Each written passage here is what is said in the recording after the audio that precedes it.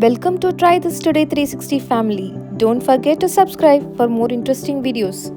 In the market, you can see a lot of smart kitchen appliances, which is so helpful in our daily life.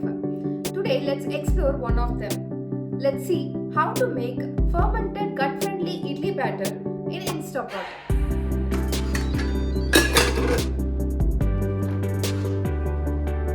I'm going to add boiling water in this Instapot.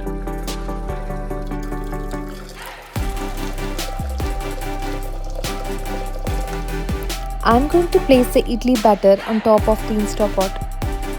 Let's see the level of idli batter before it is fermented. Close the batter with normal lid.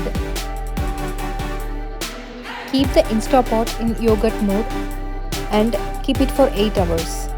You can reduce or increase. So today I prefer 8 hours to ferment.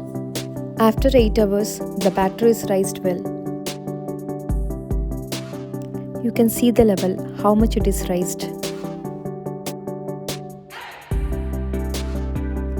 Now, fermented gut-friendly idli batter is ready to prepare healthy breakfast and dinner recipes. For more interesting content, don't forget to like, share, comment and subscribe.